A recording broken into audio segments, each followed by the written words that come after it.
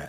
You introduce him. That was David Kaufman. He joins us, editor and columnist at the New York Post and a regular writer for The Telegraph, The Spectator, Airmail, and The Forward, and an adjunct fellow at the Tel Aviv Institute. That's me. Welcome, David. By the way, you mentioned, I think the most, the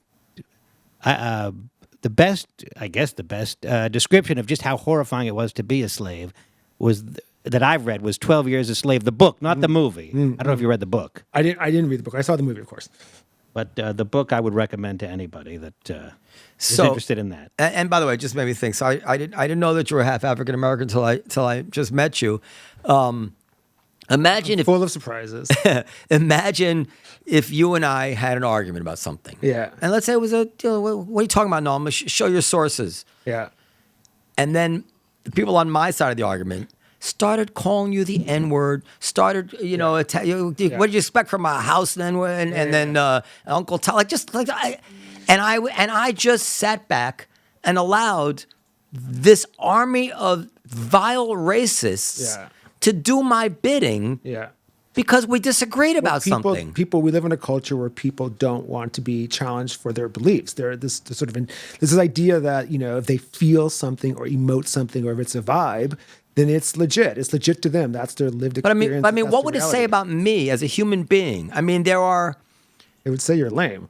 it would be the worst indictment of me that just because these monsters agreed, they don't even agree with me. They don't even know. They just, taking my side.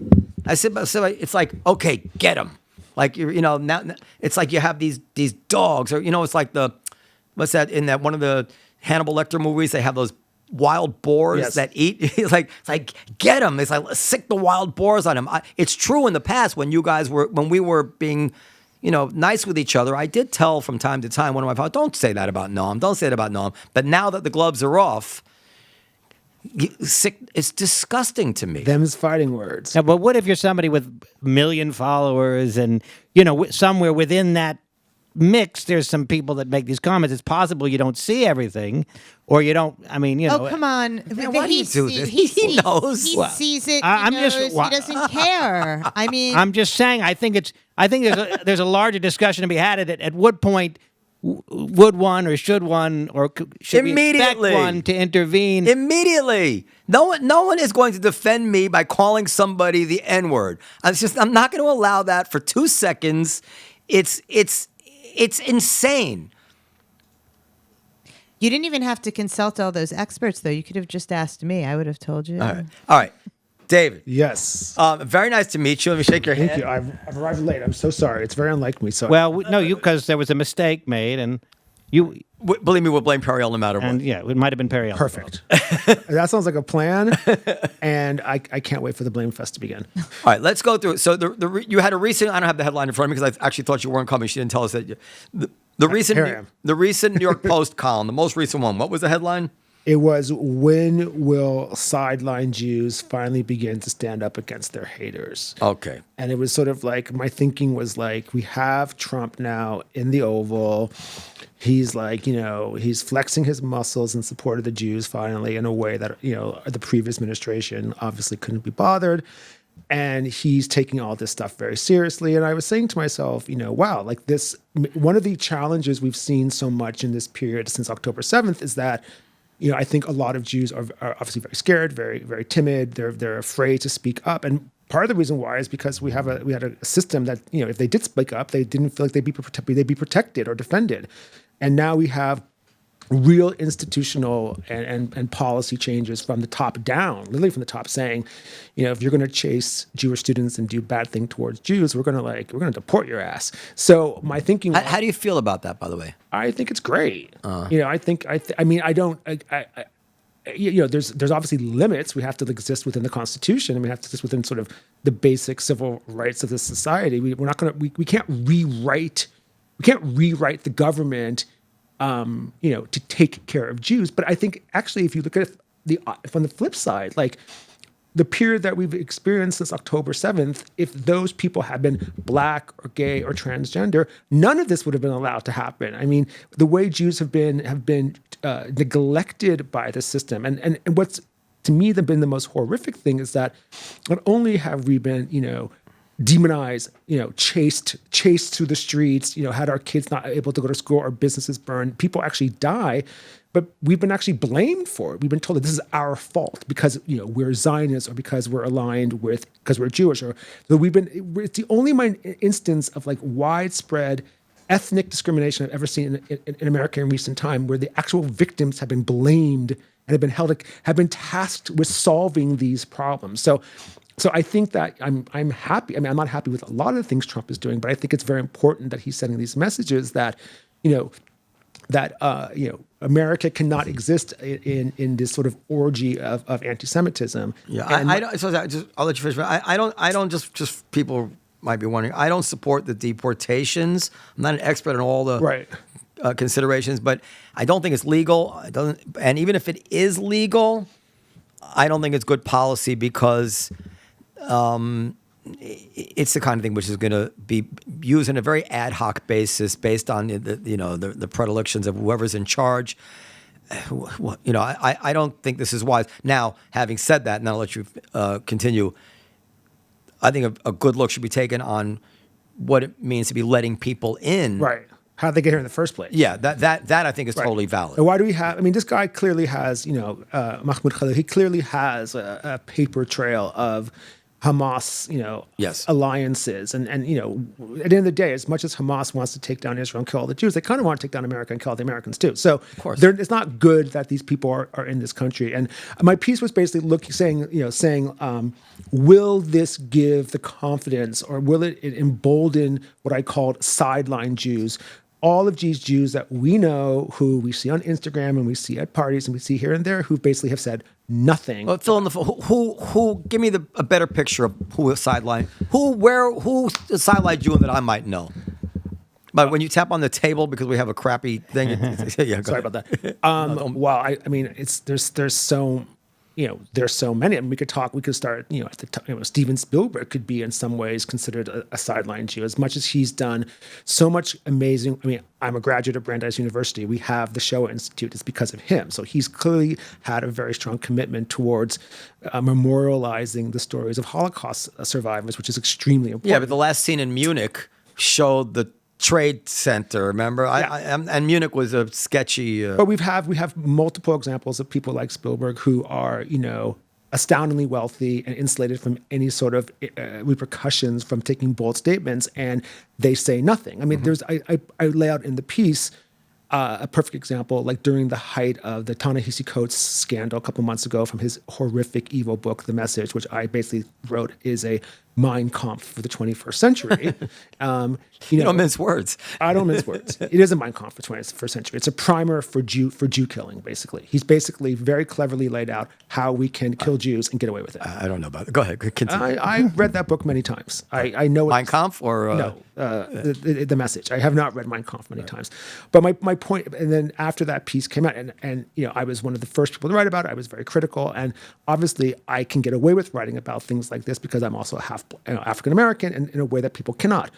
But what was really, and I write this in the piece, what was really disturbing and disappointing to me was afterwards, I received multiple messages from people in Florida who were horrified that Coates was coming to Miami to give a speech, to give a reading at the Adrian Arsh Center, which is named after one of the the most important Jewish families, and they were horrified that he was coming on October 8th, to give a reading in conjunction with a bookstore, a Jewish-owned bookstore. So all the players, all the people that were bringing him there were basically in the Jewish world. And I said to them, wow, this is like really disappointing that he's coming. So what are you guys going to do about it? And they were like, well, we can't speak out. We're afraid to speak out. We're afraid of being called racist. We'll be afraid of being called white supremacists. We're afraid. And I said, have you connected with the local ADL, the local confederation, Jewish federations? And all of these institutions basically were afraid to speak up against him coming to Florida. And they were somehow looking to me to sort of like figure out what to do and how to save them. And these were very, very, very wealthy people. We're talking about people with like, 8 to 9 zeros after their net worth, and I'm just like a simple guy like trying to make the mortgage. Okay, it's like Hundreds of millions or billions of dollars per acre. Listen, you are really she was- dancing in dangerous territory. Why? No, oh, okay.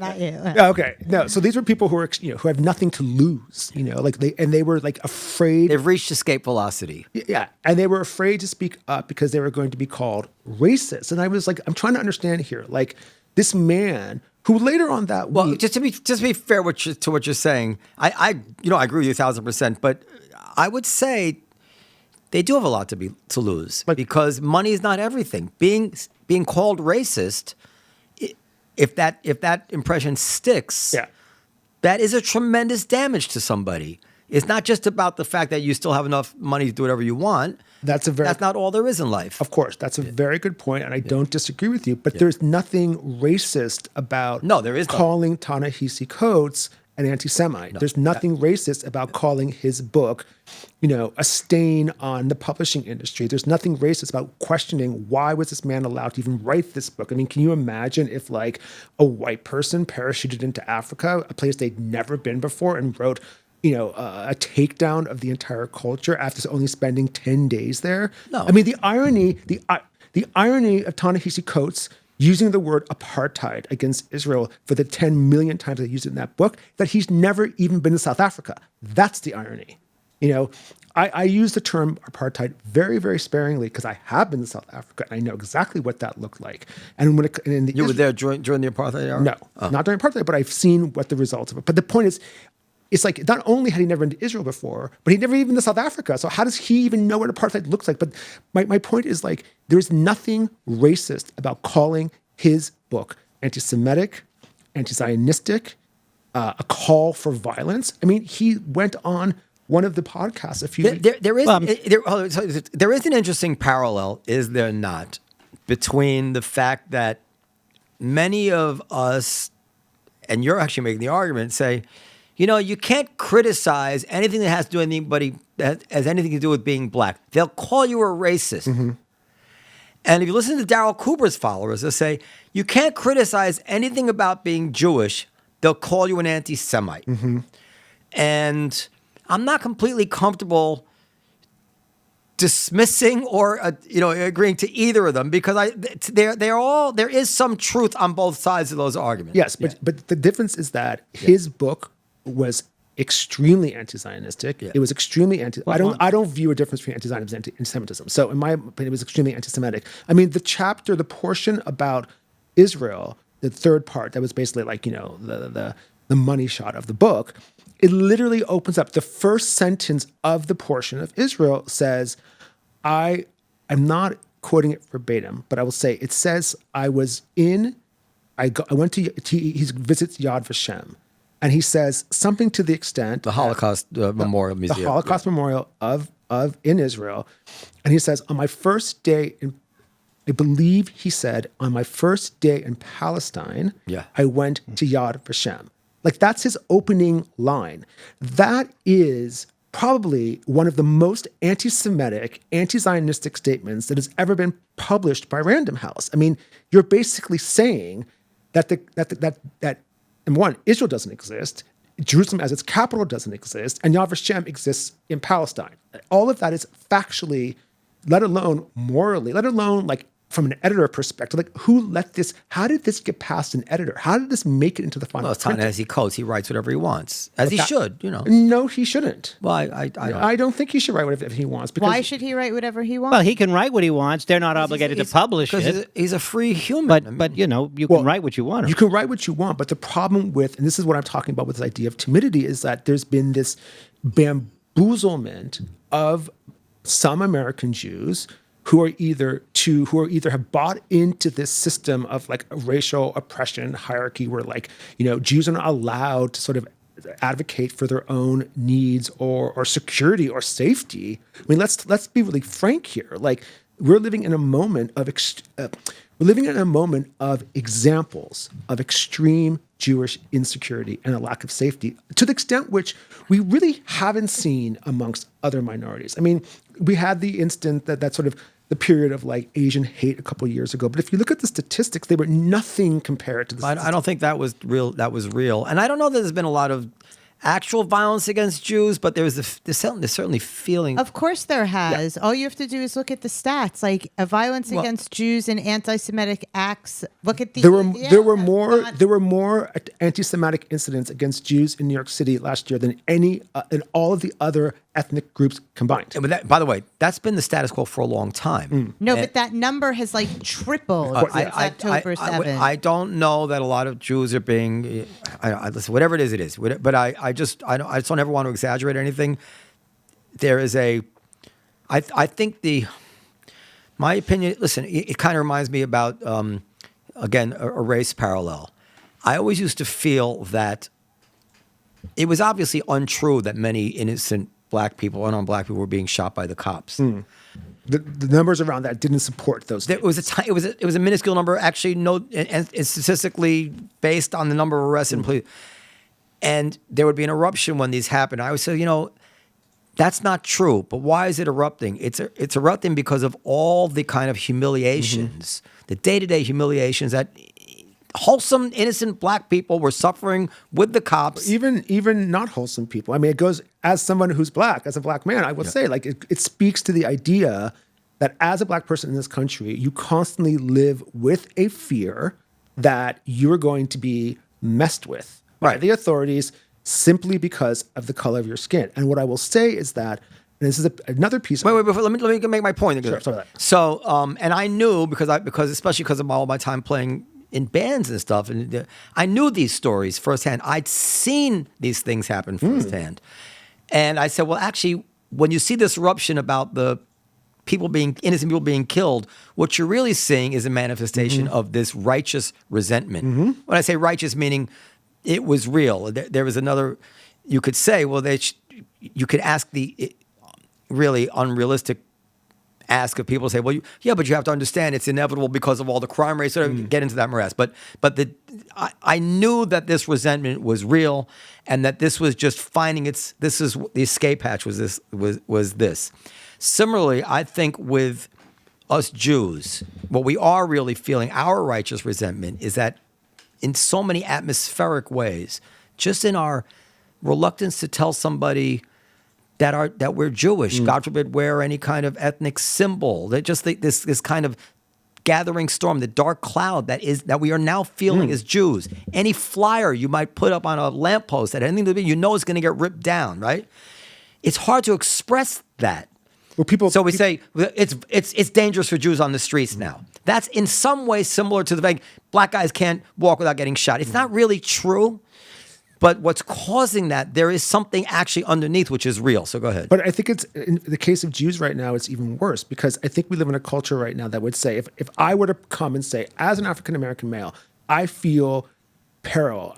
I always feel a sense of, it's very subtle and it doesn't dominate me, but it's always there. This feeling like because you are African-American, also because I'm a man, like the cops could come and start effing with me, and it's very likely that it has historically been very likely that they could do so with a sense of impunity, which would mean that nobody would face a consequence.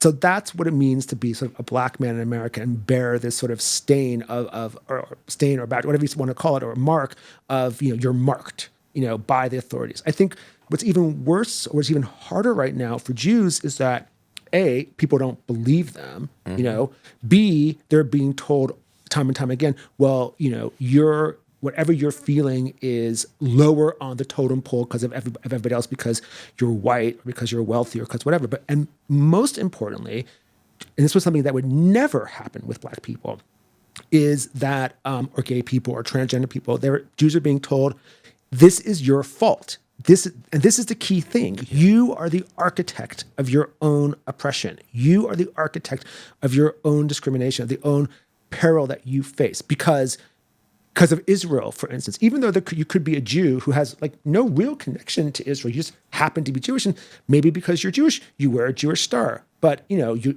maybe had never even been to Israel. You have no real connection. But because you are Jewish, this is your fault. Because you are Zionistic, because whatever litany of phrases they want to use. This And this notion that we are the architects of our own oppression, our own peril right now, is in some ways being supported by the institutions that are supposed to be protecting us, and those same institutions that worked so hard to defend other people, to defend other minority groups. I mean, when I worked at Condé Nast for a while during the height of like the BLM period, I can't tell you the ungodly amount of resources that we had to devote in order to like elevate and tell and highlight Black stories and ensure fairness in hiring and blah, blah, blah, all this DEI stuff, endless. And like, you look at these publications and like, where are they now? Where are they now for Jews? Where are they now for us? In fact, these are the same publications that are putting out, hit piece after hit piece after hit piece, literally manufacturing them from their, inner colons, to say it politely. And yet when it came to any other minority group, they were at the front lines. I mean, Vogue put Breonna Taylor on the cover, many years ago. It's like, what about the women of October 7th? Like, why is there this double standard? And this is sort of like goes to talking about, this timidity that I've seen amongst Jews, or the sideline Jews, who are just not standing up for their own community at a time in which they regarding the sideline Jews. Some number of them, of course, agree with the narrative that Israel's committing a genocide, and that if you're a Zionist, then you're enabling that. I don't know what that number is. I've read 5% of Jews are anti-Zionist. Just seems like more than that. Just in my own personal experience, just the comics I know, the Jewish comics I know, several of them are of that mind. So I don't know how. Well, Deborah Winger was. I recently saw her on YouTube. We saw her speaking out week. against Israel. Not just against Israel. She was speaking out against her own upbringing, against her own family. I mean, that's the maniacal nature of this whole pathology. Is like, have we ever seen a famous Black actor going on TV speaking against their own Black upbringing? Yet here we have Deborah Winger basically deriding, conventional American Jewish culture because she feels it supports Israel. I mean, and of course, what does Hamas and all the jihadis love more than a Jew who's willing to pimp their cause for them? I mean, talk about like billions of dollars in free marketing, and these folks are basically legitimizing what everybody else is doing. I mean, these are the worst kinds of people. But this is America, and they're allowed their free speech, and that's that. But why do we hear so loudly from the anti-Zionistic Jews? Is because the chorus of people around them who want to kill us. And which is really what it is. Like, these people want to kill us. They're not fucking around here. Like, they want us dead. They've done it. They broadcast it. They say they're going to do it again. And I think what someone like Deborah Winger doesn't really understand is they want her dead too. She's not an exception. Just because she's Who's they?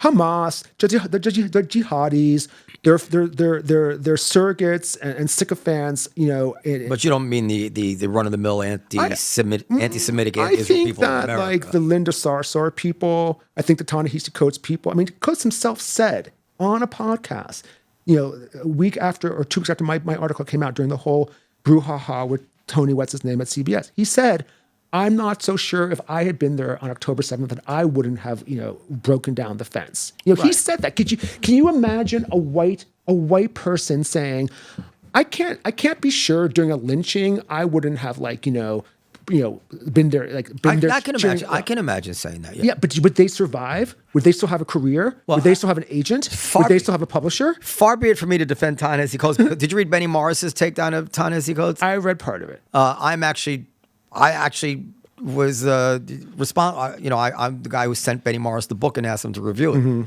and it's very thorough. But I thought what Ta-Nehisi Coates was saying in that passage was that, and I don't agree with it at all, is that the life there is so psychologically damaging. And, so that I think that if I had been through that, I might have even lost myself and done something horrible. I don't think I don't want to. I don't think. I will guarantee you, if you gave Ta-Nehisi Coates sodium pentothal, he does not want. Does that even work? He doesn't want to see American Jews dead. He does. I don't. I don't That's think that's too it's not far. that it's not that he doesn't want to see American Jews dead. I don't think that he. What I'm saying is that this ideology that he is speaking into, that he is echoing, that he is supporting through his reckless statements, Yeah. they want to see us dead. Yes. And the Oh, fact they have been killing us. right, and the fact that he felt that he could say something like that, it just proves the egregiousness of a system that,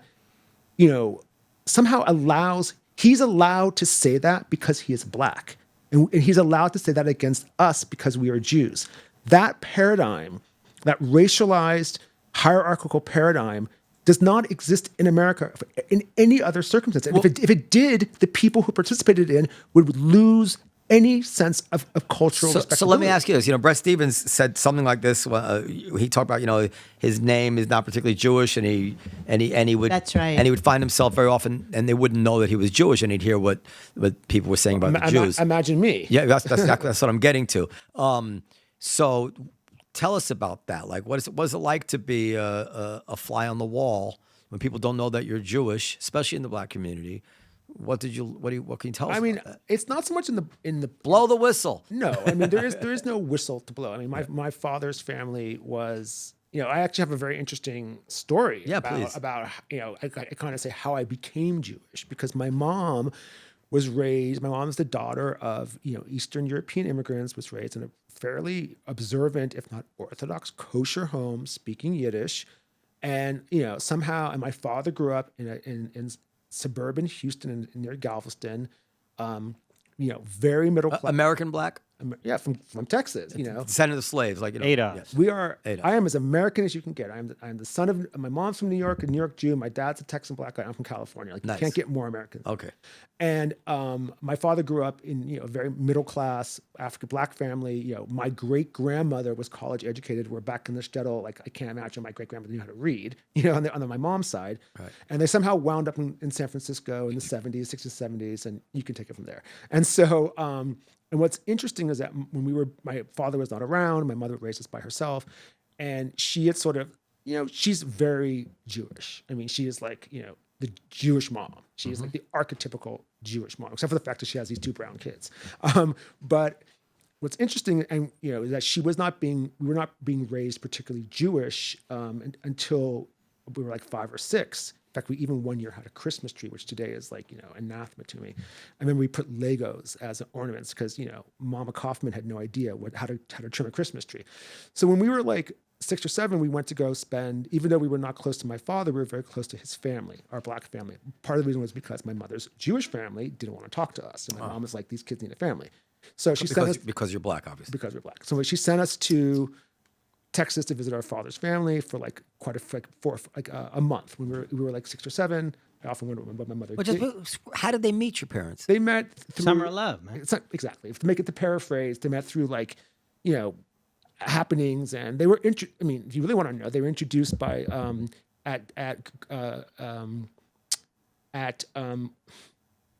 by Reverend Cecil Williams, who ran one of the most important progressive churches in San Francisco, whose name I forget at this moment, and it's terrible to say that, but he's a very important. And they were married? They were not married. They were They were together for a period of time, and then they were not. So, anyway, my mom sent us to Texas to visit our father's family for like a month. I always wondered what she did during this time because she was still relatively young, but that's a different story. And my grandmother, who was Methodist, and her husband was Baptist, but she was Methodist. So they were a very typical black family, very church going, blah, blah, blah.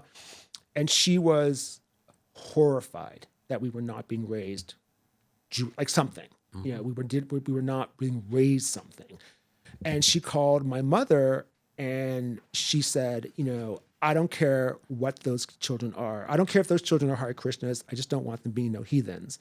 Got to do something.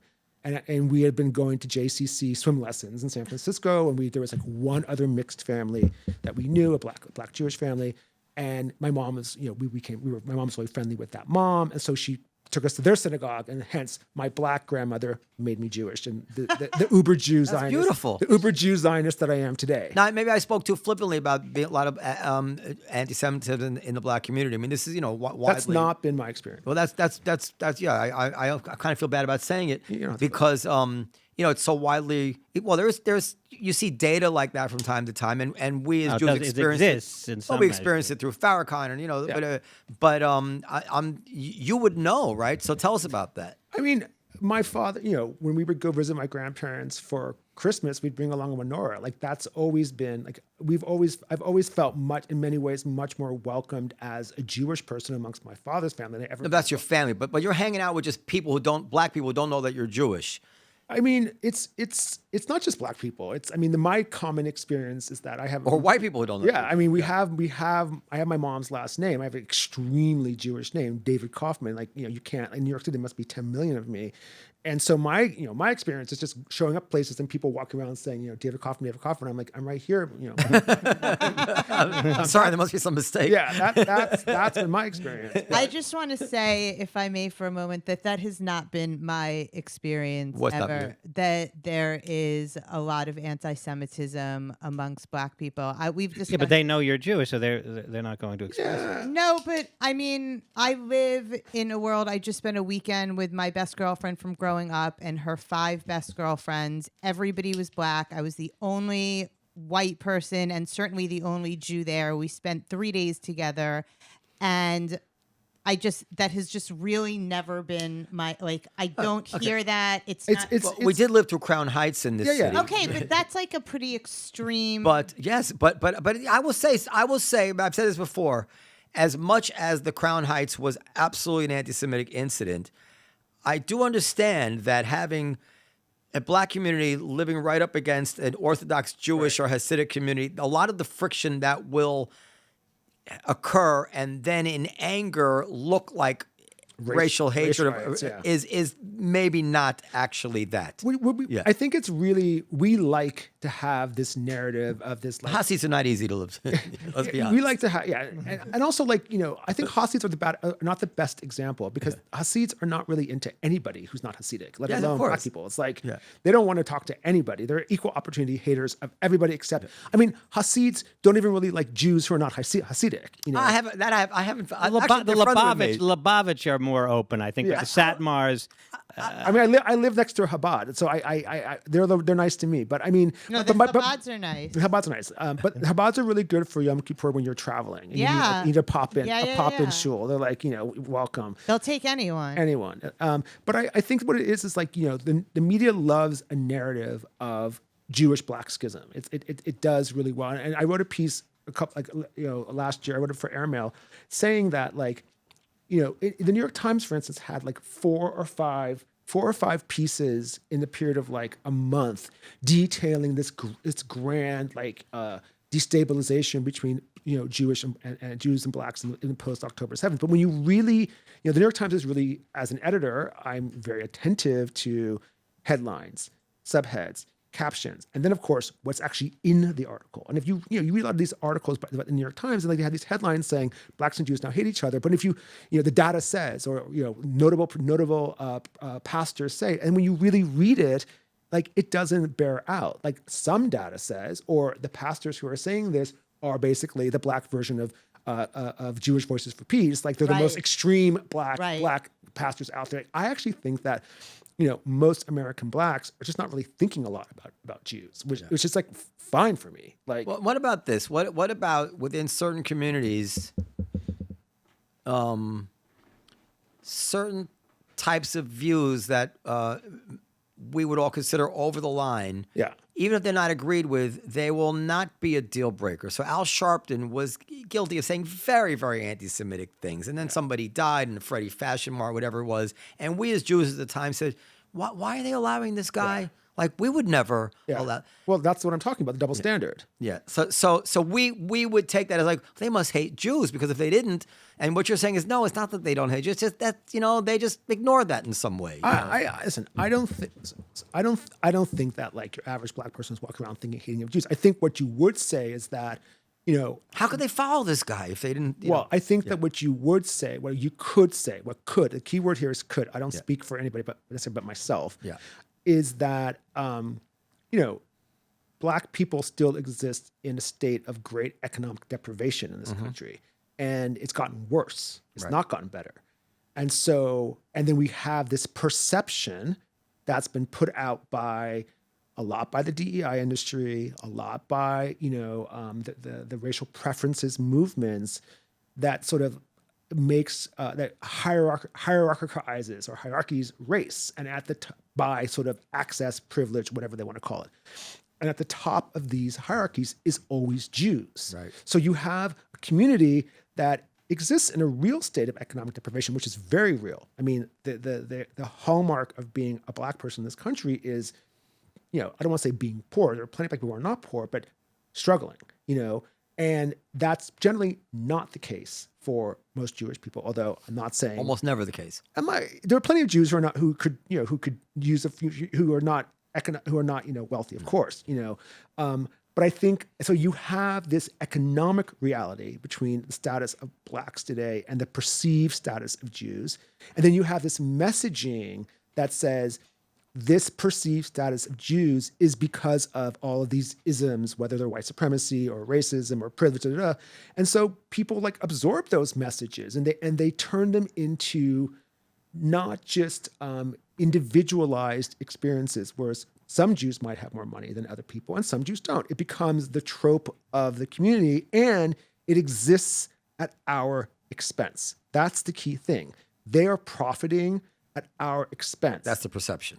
That is the takeaway. And this idea, I think is really important. There's this idea with Jews, unlike any other minority group, that Jews are profiting, doing well, succeeding at somebody else's expense, and hence they're expected to atone for it. And what's interesting about it is that, and just that thought makes me like want to vomit. It makes me so angry. Like, you know, why must Jews atone for their success? You know what I mean? Like Indians are extremely successful in America. You know, nobody's asking them to atone. You know, certain African immigrant groups are you know, successful in ways that others are not successful, but they're not being asked to atone. And I actually was reading the DEI statement. I stumbled upon, I'm not going to say who it is because I don't like to take people down, not yet, but I'm getting there. There's an organization, a Jewish organization that deals with a lot of social justice issues. And I stumbled upon their website. I decided to like look at it. I was curious, like, what are these groups doing right now in terms of October 7th, anti-Semitism?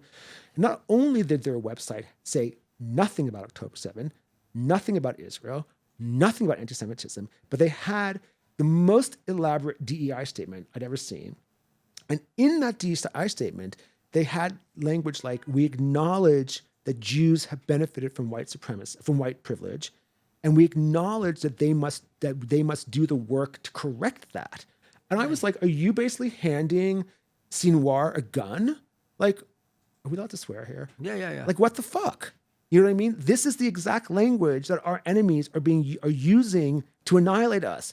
Language of privilege, language of perceived white supremacy, language of that Jews have to do the work to fix this. It's all about blaming, and you guys are a Jewish organization doing it yourself. It's like, how does this happen? Now, your biography must be fascinating here. You should write a memoir.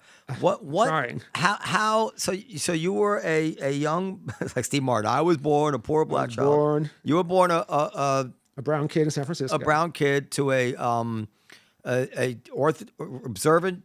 Well, she wasn't so observant at the time, but yes, lapsed. A Jewish woman who had a child out of wedlock. Two kids. That was two kids. That's bad enough, even without them being Black. I'm a twin. I have a twin sister. Oh, twin. No Okay. way. I have twin boys too, No way. and my ex-husband's a twin. And now that's amazing. And now you're somehow you find yourself, writing for the New York Post, writing for Commentary Magazine. I work at the New York Post. Yeah. Right. Yeah. What was your childhood like? How did you become successful? How did you overcome, as it were, the headwinds of being not only Black but single mother and all that stuff? I mean, I didn't really. Were you just gifted at a young age? I mean, besides the fact that I'm exceptionally exceptional, no. I mean, number one, like I didn't have a choice. I think that's also part of like that's the people look at me now and sort of, I went to a good college and I went to a good grad school and, I live in a fancy zip code, but, I knew very early on, this is one of the, the sort of the hallmarks of I think being Black is that, and not having, like the majority of Black people in America, I grew up in a home where there were not two parents, did not have a father. My mom worked very hard. So one thing I will say is that she instilled in both of us, an incredible work ethic. My mother's taken nothing from anybody ever. In fact, during the whole welfare mothers, rhetoric period, she was like, I should get some retroactive welfare. I never took anything from anybody. My mother has never taken anything from anybody. She has worked her entire life.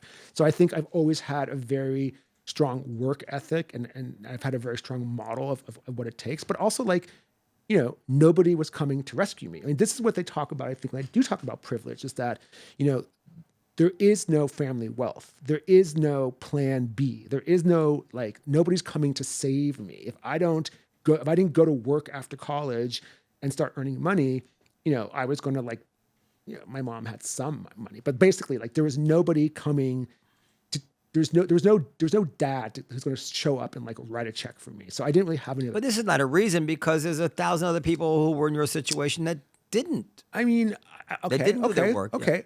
He said he's exceptionally No. exceptional. I think also you're asking how have I become? I mean, I feel like I'm. It's not to sound like Michelle Obama, but I still feel like I'm becoming. I don't feel like I've really gotten anywhere that I should be yet. I feel like there should be a lot more. And I'm really still hungry for that more. But I also think that. Well, what did if you see? I was one thing. Go ahead. Sorry. One thing I think is really interesting in my I speak for myself, is that, and I see this in Obama as well. He was raised very similar to me. Raised on the fringes of the Pacific, mostly around white people, by a white mother with no Black father. And one of the things that I saw identified in Obama, why he was so successful, is because I think people like him and me exist in this extreme state of racial dysphoria. Because we have been raised mostly around white people, we don't walk into a room of white people and feel fundamentally different. And this is our innate spidey skill. So many, understandably, the key word here is understandably, so many Black people go into all white spaces, and if you're a successful Black person, you're often amongst white people all the time because they control everything. But they feel different. They are different, right?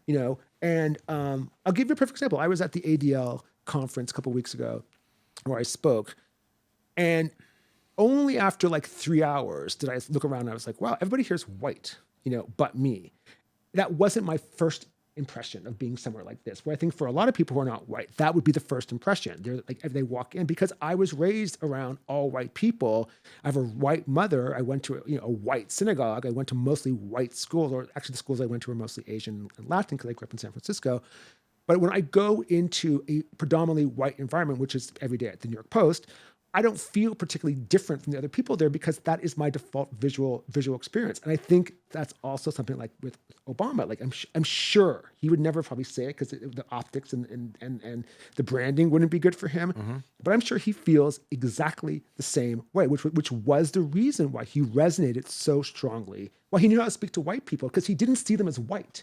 He just saw them as people. When I see people, and not that I'm racially, post-racial or racially blind, I'm very acutely aware of race, but I'm aware of it in a way that it doesn't define every element of my everyday experience that I think in ways that it would for other people because of the way in which I was raised. So this is interesting stuff. So even though you're here to talk about Jewish, I hope you don't mind talking about this because I find that because on Israel and stuff like that, there's a lot of people could talk about, but you actually have a very, very unique perspective here that I didn't. Well, it's also one of the reasons why I think I'm very Zionistic. Everything ties, because I grew up my whole life feeling extremely different. Yeah. Everywhere I go, I'm very different than people. I'm not so into, I don't belong to a synagogue here, because when I go to Jewish spaces, people always sort of look at me quizzically like, what the fuck are you doing here? And they'll say to me, are you, as I'm speaking, as I'm, praying in Hebrew, they'll say to me, are you Jewish? And it's yeah. Whereas one reason why I'm so Zionistic is that Israel is the only place in the whole world where I literally feel like everybody else. I get there, and like for me, someone like me who spent their entire life and still feels very much completely on the sidelines of most contexts. When I go to Israel, it's like the relief I feel, of it's the only place where I truly feel like I can actually be myself, because all the things that people are constantly probing about me here all the time, relentlessly. And I'm not saying they're doing it maliciously or bad. It's just the way the culture is here. We live in a highly racialized culture. You cannot escape it. And for someone like me, it is oppressive.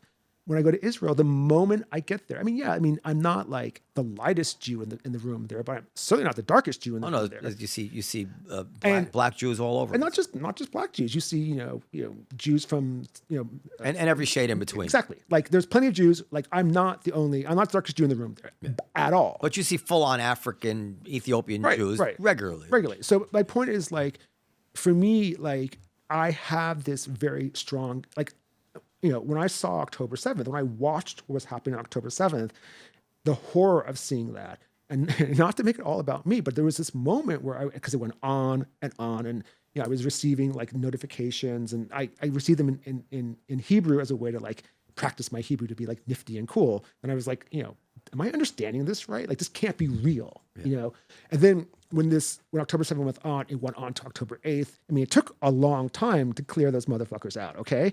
Like I had this moment where I was like, is Israel going to survive? There was a moment where I was like, are they going to get to Tel Aviv? And not to make it all about me, but my initial response was, if there is no Israel, I will never know what it feels like ever again in the rest of my life to truly feel like myself. And that was an incredibly overwhelming experience. I will say that in defense of my children, I feel very much myself when I'm with my children. But besides that, when I go to Israel... Now, you adopted children, or you have a surrogate? We had a surrogate, yeah. And the surrogate was Jewish? No, she was not Jewish. But it's interesting because according to halakha, for the children of surrogates to be Jewish, the surrogate must be Jewish, not the egg donor.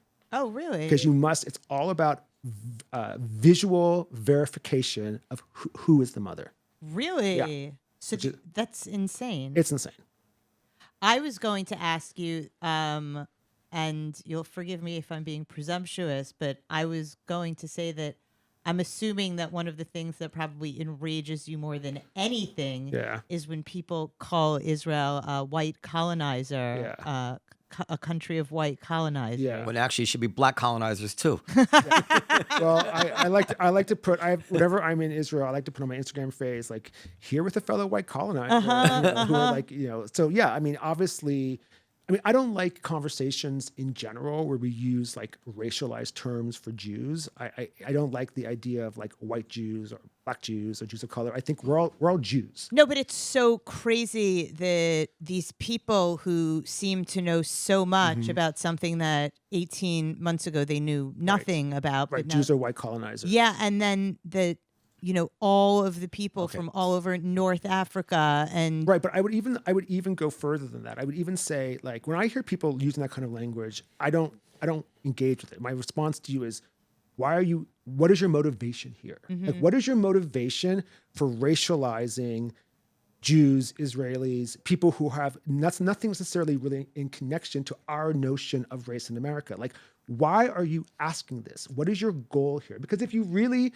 ultimately, when you like peel back the layers of their goal, it's to justify the actions of Hamas on October 7th. This is where all this is always, any talk of Jews and race is always basically a pathway to legitimizing our extermination, which is why I don't like these conversations. For me, and this is something I felt, having spent so much time in Israel, when I see Jews, it's like, yes, my mother's white. I'm not living in some fantasy where like my mom is of color. She is a white woman, and because she's Jewy. And very Jewy, she's I feel like, for you. She's like prepping those matzo balls already. She's like full on, What's her name? Her name is Lily, but her Yiddish name would be Leah. But, so I'm not living in some fantasy world where like, white people don't experience or enjoy more quote unquote privilege than people who are not white. That exists all over the world. The problem is that, this paradigm is uniquely weaponized against Jews in a way that it's not weaponized Right, against right, other people. sure. All of these conversations that we would have where we would have intellectual debate, intellectual discourse, the presumption of both sides, all of that suddenly is erased. And it's only foisted upon Jews. And then when you really peel back the onion, you peel back the layers, it's like, well, then, that's why Hamas hates you and wants to kill you. They're all Right. Everything is a tool for Hamas apologists to justify October 7th and to elevate people like Ta-Nehisi Coates, who can go on, podcasts and say things like, I can understand why. I can't be sure I wouldn't have marauded on October 7th as well. This is where it's all going. So when I hear those conversations, I end them. All right, we need to wrap it up. Yes. I'm very happy to meet you. Where do you live? You live around here? I live on Upper East Side. I would just say that, in some way, we spent so much time in the last year and 5 months reacting to the anti-Jewish, anti-Israel explosion. We really still, to this day, have done a very bad job of making the case for Israel, such that even the average Jewish person I know is no better informed on the 5 or 6 bullet points that you need to be equipped with to combat this myth of Israel being the bad guy and Israel being the colonist and all of it. And this is the real problem. I don't know. I don't know how we do that. I was complaining about this before October 7th, as Periel knows, that I was saying that Jewish kids don't even know how it is that the territories became occupied. They think that Israel went into the territories to occupy. They don't know that Israel was attacked. They don't know that Israel tried to make peace. They don't know that Arafat walked out. They don't know that Abbas walked out. Yeah. And it's, if and it's you know lot. those it's things, it's a lot to know. No, it's not a lot. Well, it's a lot in the sense that you need to know all this stuff to have any sort of reasonable conversation. And again, it's not demanded of any other conversation. You speak to any nitwit, they know, yes, the UN partitioning gave Israel most of they will recite 20 facts about revisionist facts about Israel. They'll cite to you the anti-Semites know all about the Talmud and the arcane. They have a whole factual base that they've downloaded. And we Jews, we just want to, oh, you're anti-Semites, you want all us dead,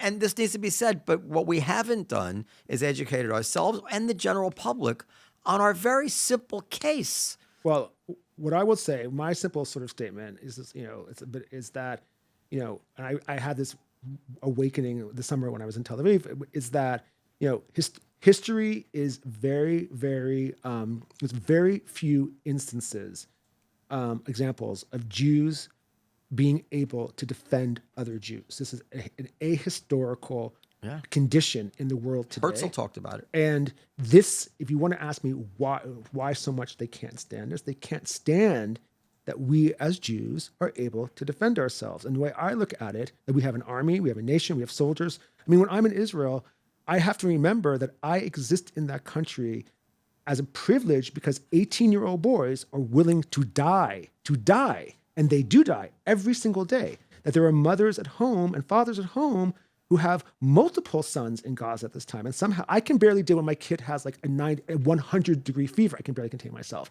So what I'm saying is that Jews defending Jews is a historical, unprecedented condition, experience, moment in this history. Jews defending Jews is a revolutionary act. And we as Jews need to be revolutionaries today. That's what I say. All right, sir. Well, I'm very happy to meet you, and maybe you'll come on the show again, and maybe I'd love to. I'll be on time next time. Forgive me. Have you ever? Well, you know what they say about Jews. Have you? They're always late. Have you been to the Comedy Cellar? A long time ago. You need to start coming down again. I need some levity in my life because it's a tough time out there. Now my kids, my wife's Puerto Rican and Indian. Okay. Indian from India, or Indian from India from India, but via Trinidad. But but Puerto Rican via Brooklyn. Puerto Rican via Brooklyn, but definitely Indian, from the subcontinent. Yeah. 100%. And I mean, 100% over 50%. Yeah. And but my kids are not. They're not very dark, right? One of my kids looks like he could be from Guatemala, but the other ones I think present as I mean, as swarthy as an Italian or something. But yeah, I mean, they're all pretty ambiguous. Like, Yeah. yeah, but always in the back of my mind as I'm hearing your experience, I'm imagining, what's going on in my kid's mind. But they're not ever going to quite face the fish out of water type reaction that you have gotten at certain times. But I also feel like very lucky to be me. I feel like there's like power in being brown. Like I'm lucky that wherever I go in most of the world, I kind of like, it's only in the West I don't look like other people. In most of the world, I kind of look like the rest of the people. And I love that. I love going to all these places. The irony is that, in much of the world, because of the color of my skin, I'm immediately treated like everybody else. Yeah. I'm perceived, even though they're like, oh, he's kind of American, he's not like us. But there's this, I can tell they kind of view me as one of them. And I love that feeling. You have this immediate like you're an insider around the whole world. It's a tremendous great. biography to be commenting on world events, both on domestic racial situations, on Jewish stuff. I mean, you have credibility of being able to see each of these issues from an organic point of view. You're very kind. Thank you. Well, But there's and nobody could say like, who are you to comment on black people? Who are you to comment on Jews? Who are you to comment on white people? And that's why I write so much about what I write is Yeah. because nobody else will. People are too. I kind of don't give a fuck. People are afraid, and I feel like I don't write this stuff. Who will? Who are you to comment on gay half black Jews? well, there's that very famous interview with James Baldwin and Dick Cavett, which He's smoking the whole time. yeah, and I mean, I grew up Oh, great writer. Go ahead. adoring James Baldwin. I was As we should. but although I was recently a little bit disappointed to find out that he was not quite a Zionist. Not quite. But Cavett asked Baldwin, God, must be so hard to be like gay and black. And Baldwin like takes a drag of his cigarette. He goes, "Are you kidding? I hit the jackpot." Did he say gay at that time? Yeah. Oh, I didn't. yeah, gay? yeah. I didn't know Or that. maybe he said homosexual. Actually, No, but he was out. He was out. I mean, Yeah. Sure. We can maybe cut that clip, and it's a really powerful moment. But yeah, you are you're a unicorn. I'm a unicorn, but I mean, it's unicorns can fly. Absolutely. So- It's one of our Jewish miracles, maybe. Nes Gadol. Nes Gadol. Ayapo. All right, David. It worked out that you're a little late because it allowed me time to rant. Okay, good. About other stuff, which so don't feel bad. And about my real challenge in it. You life. weren't late. You didn't know you were coming today. My real challenge in life is I'm clearly mildly brain dead, but like luckily I pulled it together quickly. You pulled it together quickly. I'm just looking forward to next episode showing you the text chain of saying that this was actually not my fault. It's no, but we don't need to live in a space of fault. We need to live in a space of like moving forward and correction and doing better. No, I feel better about myself when I can put down the people who. All right, sir. Thank you very much. you. Emails to podcast@comedycellar.com. Podcast@comedycellar.com. And by the way, cellar is not with an S. It's a cellar like a basement with a C. Okay. Good night, everybody. Good night.